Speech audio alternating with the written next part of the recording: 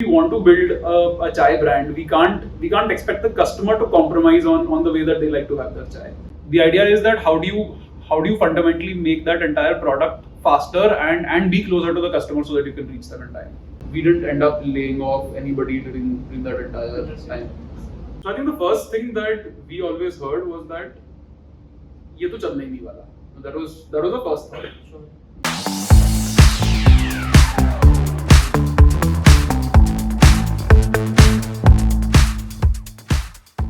Get started with asking Raghav. One question has been in my mind. You know, I read that you and your co-founder both were software engineers in the US. You both had degrees from IIT, and you decided to come back to India, inspired by the idea of starting a business around tea. Right? I cannot imagine that call you made to your mother to say, "I want to be a Chaiwala." Yeah. And like her mother's reaction to say, "This is what I sent you to IIT for." I'm sure that conversation happened in some shape or form. Yes, it did. How did you convince her, your family, and I have a bunch of other questions after that. But how did you convince her? So actually, like I was working as a management consultant for almost 2 years, right out of IIT, working as a management consultant, traveling to the US. So pretty fancy life. Client के पैसे से हमको I think we used to get like $110 worth of food and drink every day, pretty much. So like we were living the life for that 1.5-2 years, and then somewhere there was that कीड़ा कि यार कुछ तो करना है अपना. And we actually started an edtech company first, which was called Prep Square. Very similar to a lot of the big edtechs today, similar value proposition. But this was in 2011. So I think too ahead of its time, yes. and we realized that within a year. So actually that was my first startup which had failed. And this discussion which happened actually happened after that first failed startup, and it was like, अच्छा अब मुझे that low point, so it is okay. Yeah. So no. So it was like, अच्छा there's a failed startup. Now at least get back to your job. Yeah. It's like no, now I'm going to do something else, and guess what? I'm going to now be creating a chai brand. So it was it took them some time to get used to the idea. With my co-founder Nitin, actually his dad didn't talk to him for 3 months.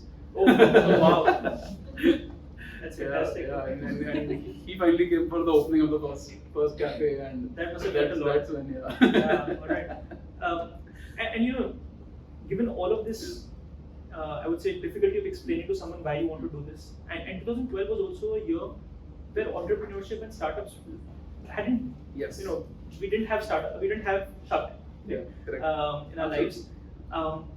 To explain to someone the concept that you're going to build a tech-enabled business, VC-funded business, around something that has been around for centuries. How do you have that conversation with a VC? How do you have that conversation with an employee and convince them to be part of this exciting venture? So I think the first thing that we always heard was that ये तो चलने ही नहीं वाला. That was the first thought. So we of course went to a lot of the so-called industry experts and the industry mentors. We had started off. We were priced at 35 rupees for a desi chai, and this was building 5 cyber cities. So anyway, we also went in with a conviction that we'll give it a shot. This is one store. It is make it or break it. अगर ये नहीं चलेगा तो we'll go back. Invested whatever savings we had, and thankfully, first store we opened, there was a cafe coffee day in the same building, which was doing like 10,000 a day. We started to do. They were doing 20K a day. They went down to 10K a day. We started to do 30-35K a day, and we saw that the same customers started coming back multiple times a day. And people said, now that we are hooked to your chai, we can't have any other chai now. So when we saw those same customers coming back 4 times in the same day, it gave us a lot of confidence that we're onto something. It always started as this seems like a very difficult thing that you're trying to do. It will not work, and especially because there had been multiple people who had tried to do chai concepts before. Most of them were very basic, just like a kiosk, 15 rupee chai, 20 rupee chai, just trying to upgrade the tapri experience. Sure. We went the other route. We said that look, there are 2,000 coffee places which exist in India today, and for every cup of coffee there are 30 cups of chai, and a chai drinker just doesn't have a good place to sit and have a good cup of chai. So yeah, that journey kind of continued. That chai can never be as cool as coffee in a mall. So then we opened in a mall. Had to prove it there. And ultimately, look, when we started off, also it was very clear that we don't want to be a 50 store, 100 store brand. We felt that with doing a beverage like chai, you want to be in every corner of the country. Right. You want to be a global brand, and that's how we started. And that's how we built the business. Understood. You mentioned a lot of things. What you mentioned was about somewhere you having a different perspective on customer insight and customer behavior than what the market believes. Yeah. Right. To fundamentally believe, to go to write on paper that I'm going to sell a 7 rupee chai for 100 rupees. You start seeing, and something that all of us can make at our home, right? Yeah. Coffee was fundamentally a little difficult to make at your home and brew it in a way that you wanted it. How did you reach that customer insight? Did traditional marketing would say you did surveys, you did something else. Was there something else that led to before that first store happened? So surveys, a lot of in-depth conversation with friends and family. I think asking the right question is important. One of the questions we asked initially was that, what's your ideal cup of chai? And what we realized was that when we asked 100 people that question, every person had a different answer for it. And we said that, look, if we want to build a chai brand, we can't expect the customer to compromise on the way that they like to have their chai. Which was the core insight of building Chaayos, which is Meri Wali chai. Everybody's cup of chai is customized for their needs. The second part was that chai drinking occasion was always accompanied by some kind of a snack. So there was always some food that was part of the occasion. Wasn't the case with a lot of coffee brands. With coffee, it was pretty much key. You just go and sit, two people sit, have a cappuccino each. But chai was always with that poha, or with that pakoda, or with that chili cheese toast, biscuits, bun, and pretty much all over the country we've seen that there is some unique chai time snack which is associated with that occasion. So that was the second one, that it has to have, like, food was a very important part of the entire picture. We designed it for fresh food. We've not done frozen food. A lot of the other cafe brands you would have seen just kind of pack it in a packaging and display it, which is pre-made cold. So ours is actually fresh food. The third part was that the kind of place we were creating, we did not want to start with, people are drinking chai at the tapri, so you create something which is just plus of that tapri. We said we want to give that same equivalent or better experience than what they're getting at all of the coffee places. And then you get the beverage of your choice, you get the food of your choice, something that you enjoy. And these were the three core insights that we got from a lot of conversations up front. And I think all three of them hold equally true today, which is interesting. I think what's also interesting is, and I read this in one of the interviews you guys did, that you talked about the Indian consumer being value conscious. Yeah. Right? And we all understand that as Indians we're value conscious. At the same time, the definition of value conscious does not mean just the price point of that one product you're consuming. Absolutely. It's actually becoming what the experience you're consuming. Right? And the tapri experience may be worth 10 rupees, but the chai experience, the Chaayos experience can be value conscious at 300 rupees. Absolutely. And I think that transition for a lot of companies is becoming very powerful to understand and bring it into business. Yeah. Is that what you believe has played out? Yeah, absolutely. And I think, look, the country, the aspiration quotient of the country is going up every year, and the next few decades we're actually going to see a lot of people moving from that lower class, lower middle class to a middle class, upper middle class, right? A significant percentage of the country is going to now be middle class, upper middle class, and that's why it's such a great time to be a consumer brand. I think there are enough examples of people who have just gone for pure value, but the problem with pure value is that there's no end to it, right? Like, someone will always come and undercut you. If I want to compete with a 7 rupees cup, that 7 rupees cup will always be the cheapest cup. But if the point is that in any other cafe, if I'm having a coffee, I would be spending 200 rupees. Compared to that, it's great value for money. Sure. And I think for us, we've chosen to double down more and more on the experience side of it, rather than doubling down on the value side of it. Because the way the country is going, and you see this with a lot of other brands, I think McDonald's is another great example. Started off with completely value. Now, you're trying to bring in premium offerings, premium gourmet burger range, bringing in McCafe. So the entire transition, I think you see this across a lot of consumer brands, and I think that's the future. Like people want aspiration. Yeah. And the interesting thing is that now aspiration is not just what you've seen around you. This is a generation that has grown up on the internet and on social media. So you got access to the best European cafes and the best travel destinations all over the world. So yeah. so that aspiration is already like you know what is happening around the world. Unlike us, like we had no idea that what was actually happening when we were. At least the content of a TikTok video or a YouTube video that you see surprises you in terms of how Bharat is dressing up. Yeah. What kind of content they're aware of, world events they're aware of, and that speed at which that aspiration is becoming in somewhere uniform is very interesting to see. You talked a little bit about this as you answered this question, but as you think about the next few years and you think about competitive mode, building chai and changing recipe or changing taste, I would say is still easier, right? I mean, everyone builds a chai. In your view, is the experience and second part is the brand, the Chaayos brand. Do you see that becoming much more powerful as a moat to the business? And people say, I just want to go to Chaayos, right? Absolutely. It may, and don't get me the wrong way, it may not be the best chai in the world, but I enjoy my cup of tea at Chaayos. Is that how you see it?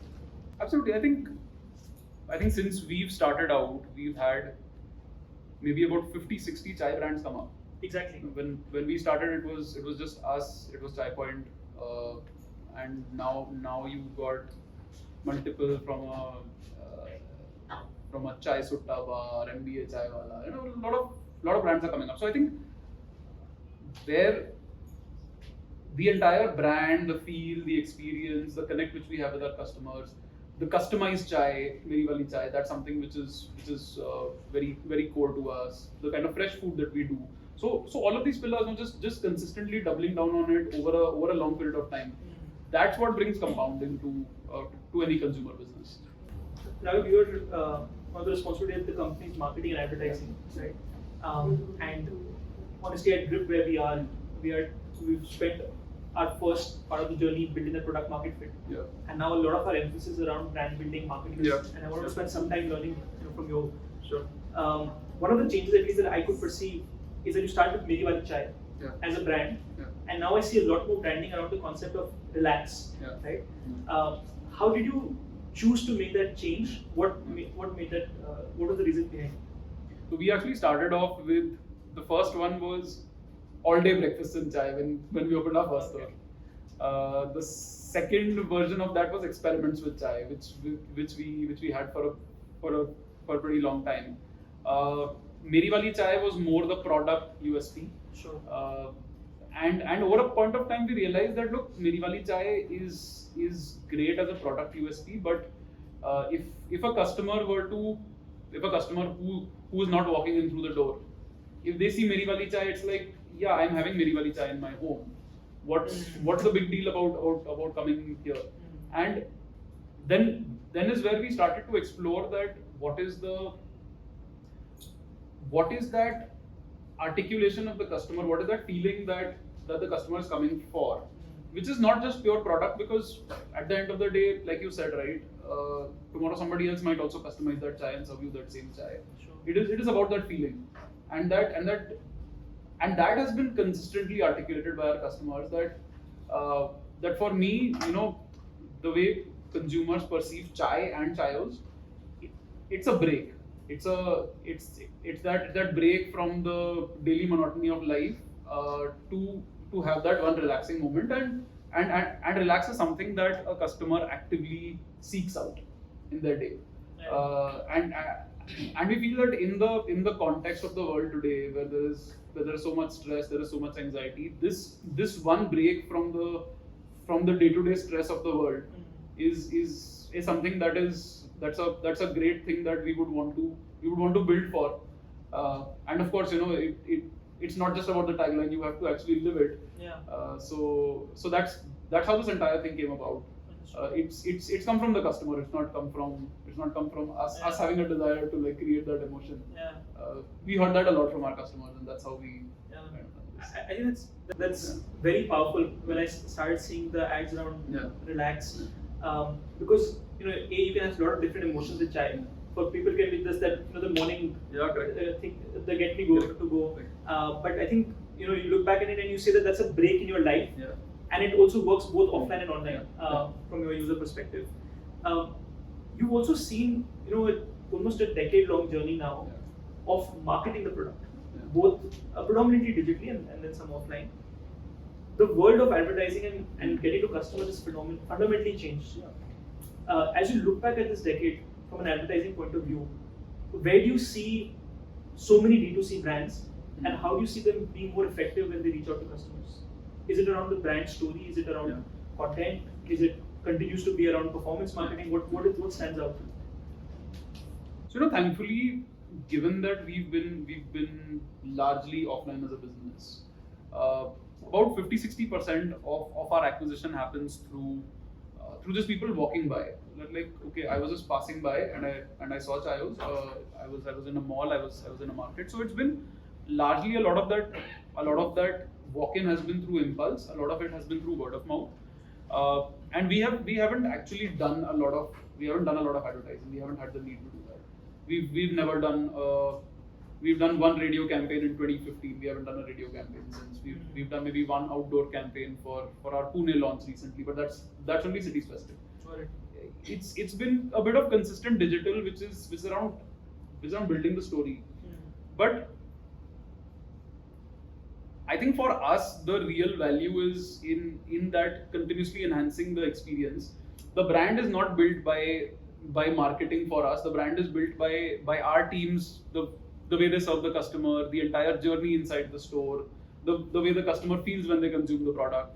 And given that it's such a low barrier to entry category, you just have to step in and have a chai, right? It's just as simple as that. Itna sochna nahi, you're not buying a washing machine, you're not buying a laptop that you need to like research it, you need to think about it. It's just about how you continuously stay top of mind, which is what we are now trying to work on. That how do you continuously stay in the customer's mind? How do you continuously feature in pop culture? Because look, digital is also now, a lot of studies are saying digital is very overdone.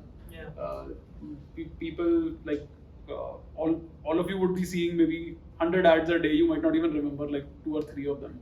You might just say ki haan, you might just remember a little bit of glimmer of a brand, but it's tough. And even on like big media properties like IPL and all, again there's so much of clutter. So I think building that right experience, getting that right word of mouth, that is how like you actually cut through. The point, and one of the also challenges of scaling up is the consistency of experience, right? Especially when I believe you're serving 500 orders a day across now 200 stores. Yes. How do you ensure? And it's manual, right? It's not a robo experience. You have someone who is taking the bill, serving the chai, making sure the restaurant's clean. How have you ensured such a great consistency of experience that is then built into the brand? So I think 2 parts of it. One is that the chai has to be perfect and consistent every time. We build that via technology. There are, I believe, bots now. Yes. Okay. Chai Monk is a patented proprietary tech. Nobody in the world has actually made a chai machine that uses a traditional method of boiling chai. So we actually looked out for it. We were saying we would rather buy it from somebody else if that option existed. But yeah, since there was no option, we actually built that grounds up. Did a lot of research, worked with IIT Delhi professors to kind of understand that what goes into making a cup of chai. Is it a physical process? Is it a chemical process? So बहुत सारा research किया उसपे. And now that we have these machines deployed everywhere, at least I can I can sleep peacefully at night knowing that if the machine is properly calibrated, Right. it is going to give that right chai, whether it is in Bangalore, whether it's in Chandigarh, whether it's anywhere around the world. Okay, fantastic. Yeah. All right. So that's one part of it. The second part of it obviously is that like any operations business, you have to really double down on two things. One is the kind of ownership that you are able to give to the team, or the kind of empowerment that you are able to give to the team, because there is only so much that a team can do with just strict following of SOPs. There will always be some situation which will come out of the blue which is not covered by an SOP. There is when the true test of your team comes in, that are they able to go above and beyond to make sure that the customer has the best experience. So we have this we actually call our operations team as our brilliant customer experience team, and the BCX team, and the entire focus is that how do you create those moments of delight for the customer, and then of course double down into training for this. That's how we do it. Okay.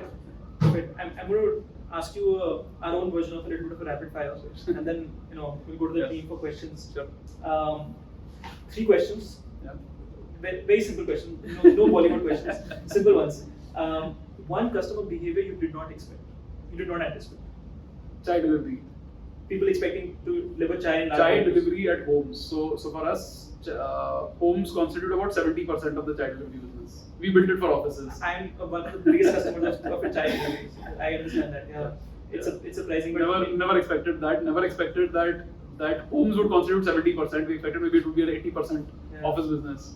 That's true. But that actually surprised us. Fantastic. Okay. One mistake you would happily make again.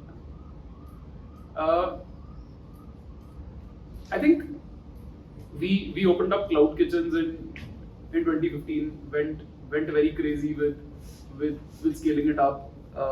Realized the unit economics didn't work 1 year down the line. Ended up shutting about 20 of them. And then come COVID again we Had to do it. Had to open cloud kitchens, and we now have 70 cloud kitchens all over the country. So and it now works. So I think it's a trial and error game. It might just be a point in time that a product or a particular offering doesn't work. But yeah, times change. Maybe just an extension of this. Do you allocate time and bandwidth, your time and bandwidth, or your core team's bandwidth to moonshots that have low probability win? Do you actively do that, or you feel that at the early stage of your business that's just a distraction? No, I think a lot of things have actually come out of it. In fact, now we are taking a slightly different approach where we are saying let's build a little bit more of focus, given that we want to grow rapidly. But we've always come from the opposite side. Like we love that shiny new idea that could change the business forever, and we've actually done things like try to work with chai tapris, supplying them chai. We try like how much more moonshot can that get? Wow. What made that happen? What was the insight that you were trying to achieve? The insight was that that is such a maybe 50% of the chai consumed in the country would be at home, and then maybe 40% would be on the street, right? Fair enough. How do you create a model that gives a branded superior cup of chai at the chai tapris? So we did some work on that. We have this product called as instant chai, which you mix into hot water. Yes. And you get a great chai. Tried working with that. Realized that that's a difficult model, but we did that for about 2 years. Gave it our heart and soul, but that didn't work out. Interesting. I think a lot of conventional wisdom says don't do the moonshot early in a journey, distraction. Great to hear from you. Yeah. Last rapid question. One management lesson that you think every founder should know? How to bring that leadership team together? How to connect? And what does leadership actually mean? People say that you talk about leadership styles and you try to become a leader, but I think that authenticity of you want not just your brand to succeed, but you want every person to be a success, and you stand for each other's success. I think that genuinity and that authenticity is more important than say studying leadership styles and okay I will be like this with this person and all that. All of that doesn't work. I think that's something that It's very powerful. Yeah. Okay. I'll open the floor for questions, and for those on Zoom, you can Slack someone your question. We'll pick it up. So, I thank you so much. Thank you so much for this. I have one question regarding you started this business in an era where people were only looking for tech businesses. Here you were talking about doing an offline restaurant slash cafe business. How difficult was it for you to raise money, and how difficult was it for you to convince people in terms of this will work? Well, you touched upon it a little bit, but yeah. Fundraising is a very roller coaster journey, and that's been our experience that sometimes when you least expect it, you'll find the most unexpected person who'll just raise his hand and say, yeah, I want to put in money. So 2015, of course 2015 was also a really high point in the entire funding environment. We raised our Series A $5 million from Tiger. Tiger globally hasn't put in money into any offline business, and we actually, it happened over 2 Skype calls. we didn't even end up meeting them. Just a bit of data exchange. Within a couple of months, the money was in the account, and we actually met Lee about a month later after the round. That's the first time we met him, and we actually asked him that you guys have never done any kind of offline investment. Why did you invest? And he said, look, I've been coming to India for the last 10 years. And I know what chai means to India. And I know that if there can be a Starbucks of India, it will have to happen around chai. So that was the insight for him. And never invested into any offline business. Even afterwards, hardly invested into any offline businesses. And then there have been those difficult times also where everything is right, the business is doing great, but the environment doesn't work. And we got to struggle almost for survival at many points of time. So it's very dependent. I think if consumer might be the flavor of the season, and then you're in high demand, and then when it isn't, then you're not. So I think building a business, at least being as sustainable as possible, where you don't need a lot of external funds, is a much better way. In retrospect, I would definitely say that. So does that mean that you would have expanded slower if that would have been the case? I think so, and not really expanded slower, but maybe been a little bit more cognizant that 1 year of 100% growth, and then 1 year of 15% growth, and then another year of 200% growth. It's also difficult for the team. You might want to do a 30-40% year-on-year growth, and you consistently keep growing at that rate. You'll actually build a phenomenal business over 10 years, 15 years. But yeah, if you go for that 100%, then you're running out of money. Then you're kind of like 1 year of no growth, and you built out the entire team. Everybody's kind of looking at each other. Kya hone wala hai? Now the projects guys are like, I was opening 100 stores last year. Now I'm opening 10 stores this year. Yeah. This unnecessarily causes anxiety. That expectation mismanagement is a big issue. Yes, Dolly. Yeah, so I read in an article that Zepto is tying up with Chaayos to start a 10-minute delivery of the snack items in tea. So are you concerned? So is it really happening, first of all? And secondly, are you concerned that this will somehow maybe degrade the quality because they are going to store the food, and as and when the demand comes, it's going to be sold. So are you concerned that this will degrade the quality of the food, and what are the measures that you're taking to keep it in check? So we've been running this pilot for quite some time. We've been working with Zomato Instant also, and we've been working with Zepto Cafe also. It's been going on for almost 6-7 months now, and we've got our chai machine, so no chai can be made, say without the order coming in. So that's something that we are very clear. So yeah, we don't want to. The idea is not to make a compromise product which can be delivered faster. The idea is that how do you fundamentally make that entire product faster and be closer to the customer so that you can reach them in time. The idea was never that we'll just store the chai and we'll make it faster, because that defeats the purpose of everything we're trying to build.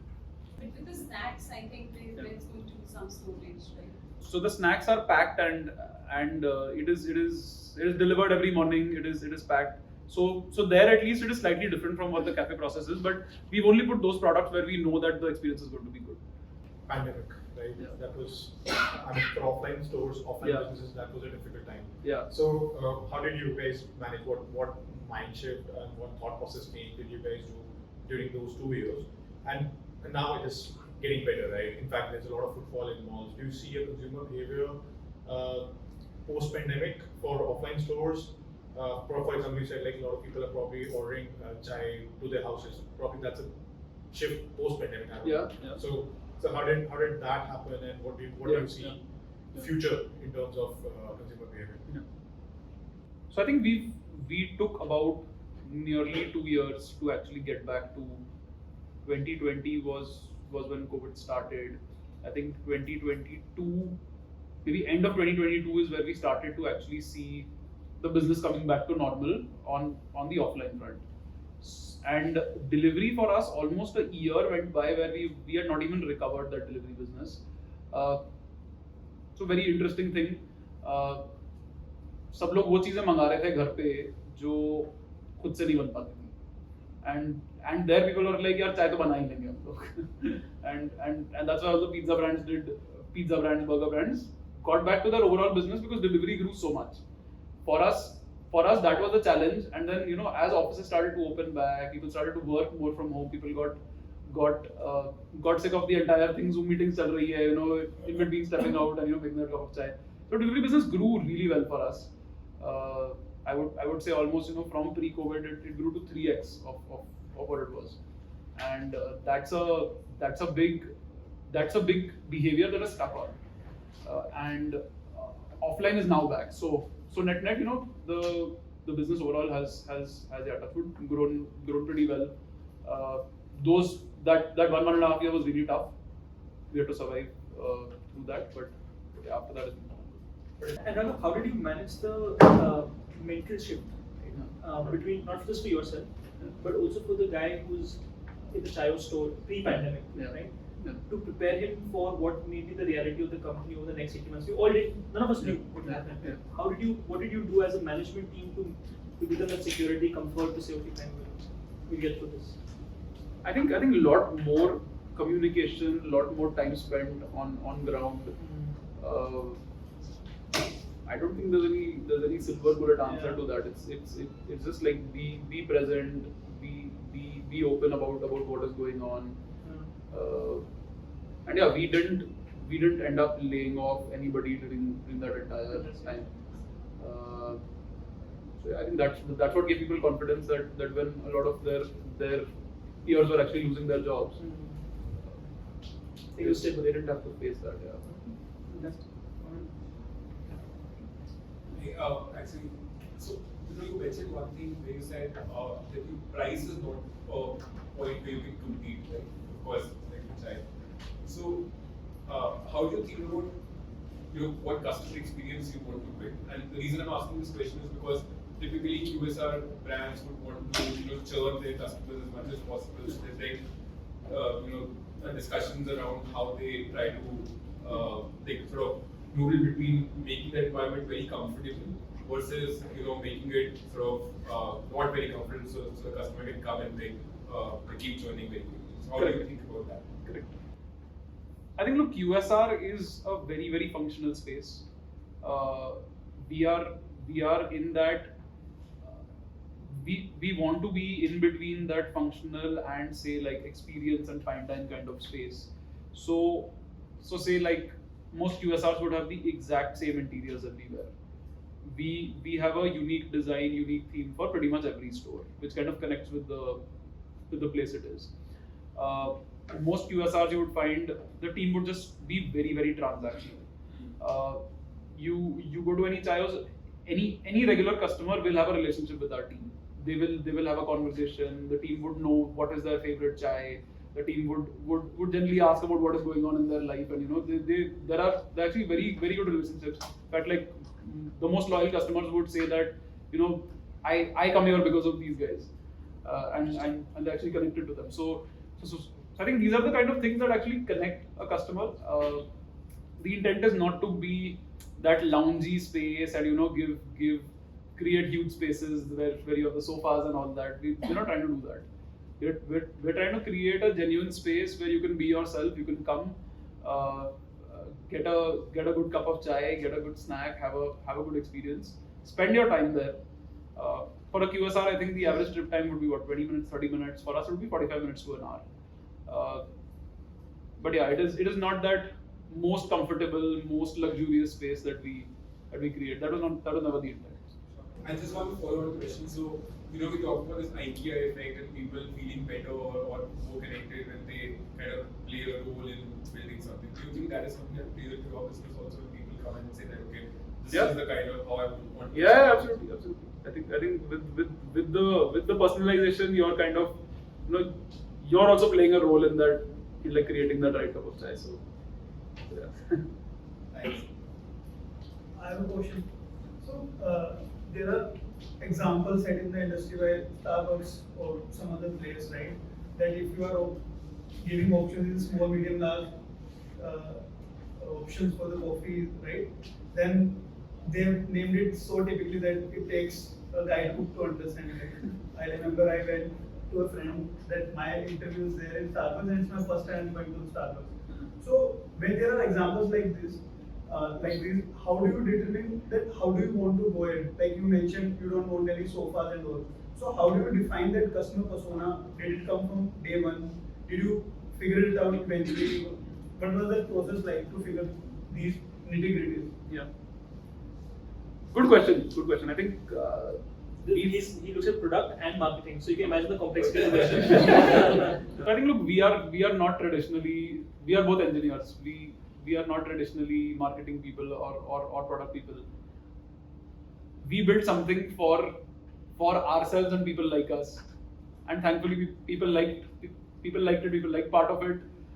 They did not like part of it, and then we kept iterating as we went along. So ऐसा ना सोच के नहीं किया था कि नहीं हम ना इसको, this needs to be the antithesis of a Starbucks, or this needs to be catering to say 25-year-old to 30-year-old. वो day one से नहीं था. I think that evolved over a period of time. We still see that people who are in 15 to 21 age group actually don't come to us that much. So that's something that we now need to solve for. We need to see that what is it that we make so that age group also comes.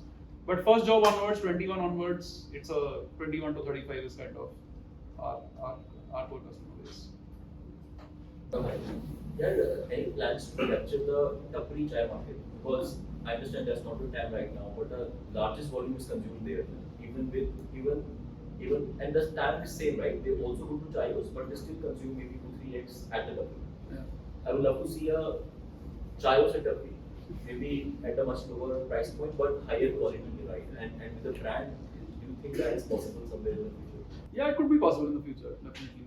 I think, we've articulated our vision as we want to be 5 minutes walking distance from wherever you are. We want to be within 10 minutes delivery distance of wherever you are. So that's the kind of behavior we see. Maybe it will take us 10 years, 20 years, 30 years to get there. And then maybe part of that plan when we get into more density. Like right now we are 100 stores in Delhi NCR. So how does that 100 go to 1,000? Maybe it will come through this kind of model. I think that would be the most interesting thing from the India QSR, right? Yeah. Like of all QSR things, I don't think anyone has tried to create a tapri experience for beverage, food, anywhere in the world. But it's, pretty interesting. Let me show you the question. Yeah. Hi, Raghav. Thanks for sharing all your experiences and insights. I have two questions, hopefully short ones.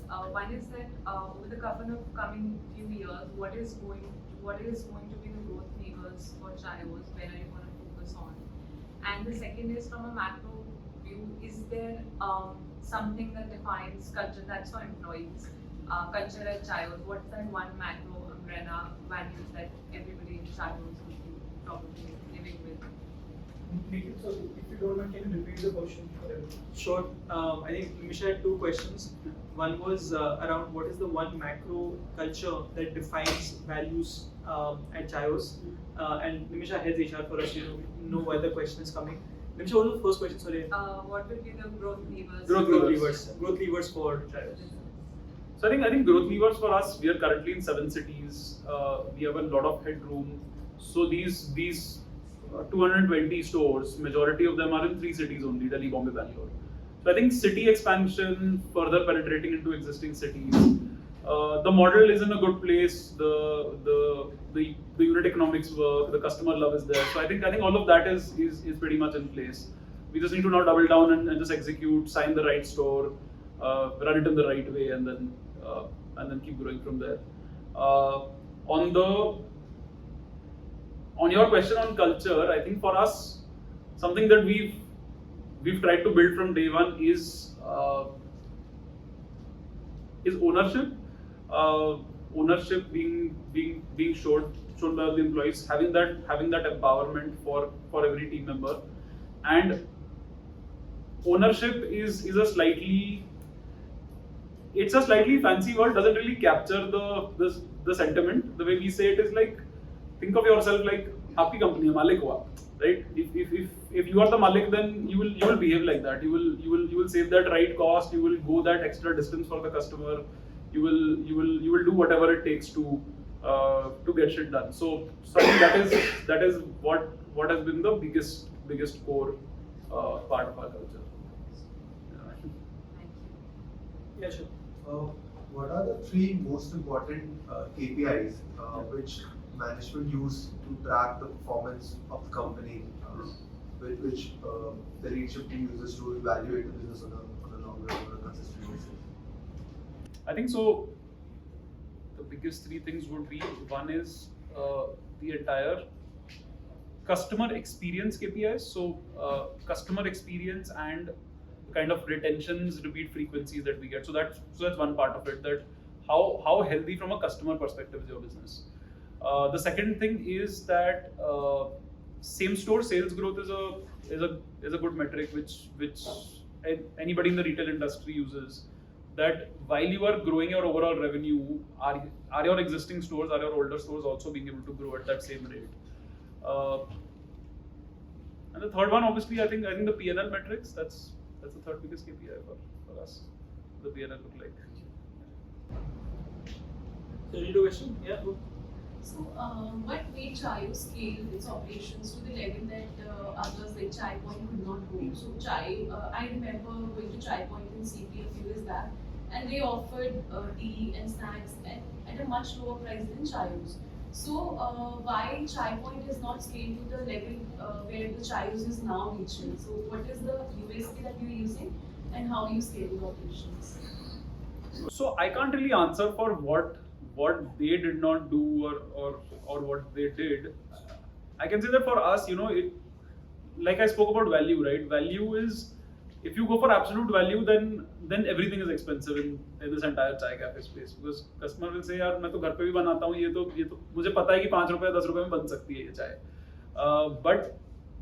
But just consistently delivering that personalization, consistently working on food innovation, all of this, it's not like we did some one thing amazingly well. We did a lot of things right in that journey, and I think that's ultimately any business. You just have to continuously do a lot of things right, and then your time will come. I think that's how it typically works. And if you take shortcuts, and if you're not able to consistently deliver that right value to the customer, eventually, like the customer sees it, and they stop coming back. Maybe any last questions? Here's one interesting question on the channel. Sure. Good. Hypothetical question: if Starbucks starts selling cup of teas at rupees 50 to 80, how would you tackle that situation? And do you foresee that kind of thing?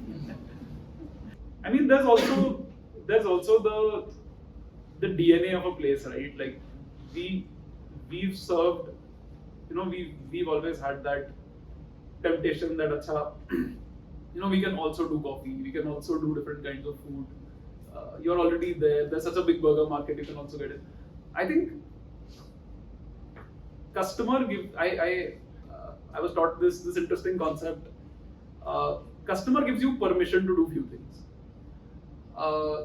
and this is actually it's not a very straightforward concept. For example, Dunkin' Donuts had launched chai. They launched Kadak chai at whatever, maybe $80, $90. Didn't work. Cafe Coffee Day also launched chai. Costa also launched chai, and it wasn't very expensive. But A, the product was not right. B, in the customer's mind, that's a coffee place. That there's a kind of association with that. you could also argue that a coffee place can launch charts in their menu. But for me as a customer, there's a dissonance there. When I think of a coffee place, I think of a coffee place in a particular way, and a coffee place I think of say croissants on the menu. I think of say cakes on the menu. So there are few things that don't go with the coffee brand. There are few things that don't go with the chai brand, and we've also been very cognizant of that. Like if we were to start pizzas and pastas, maybe the customer would be like, yeah, but this doesn't connect. Like this doesn't go with my cup of chai. So I think customer gives you permission. Customer does not give you permission to do anything. But somebody like a Chai Points does sell a lot of pizzas and pasta. Not really. That's what their pitch to me was 2 years back. Okay. We sell pizza and pasta and stuff like that. No, but it's clearly I don't think that's a product that actually works for them. Exactly. But yeah, so I think it's customer can know you for, in their mind they will know you for one thing. You have to try to stay as close to that one thing and play around the adjacencies of that thing. That is where you will get the maximum growth, and that's where you avoid the clutter in a customer's mind. I think that's such a powerful concept. I don't think I've ever thought about this. Customer gives you permission, and I think all of us have the opportunity to expand, right? Yeah, to this thing. I think knowing where to draw the line is a really. I think that's a great framework to use as you think about making those decisions. Okay. So one question on the letter. You get offended when somebody says chai tea latte. Yeah, I mean it's a bad product. Well, like before we got in the lift today, Raghav told me that they're launching chai frappe. Okay. So I'm not sure. It's just chai tea. Latte. It's the same thing, right? So it's just you get offended on that. Right? I find it very weird when somebody says chai tea latte. Raghav, maybe last question. When do we walk into a Chaayos at London or New York? What's the future? Maybe in a couple of years. Yeah, and that'd be fantastic. That'd be something special. Anything else as a key strategic priority that's a roadmap? I think right now the entire focus is just double down, execute well, and everything kind of links to that. Continuously better the customer's experience. If everyone takes anything away, but I find I love these sessions, and even if there's such, it's so interesting. I think that doubling down on customer experience and this framework of what a customer gives you permission to do are just incredible takeaways from your journey. The thought that you could build a $1 billion business selling India's most commoditized product is phenomenal, and to think that you're only in 3 cities. Selling at a fairly high price point just means that if you get that experience right, if you get that value proposition right, you don't have to do too many complicated things. Absolutely. Thank you so much. This was phenomenal, and love doing this in person. Thank you. Thank you.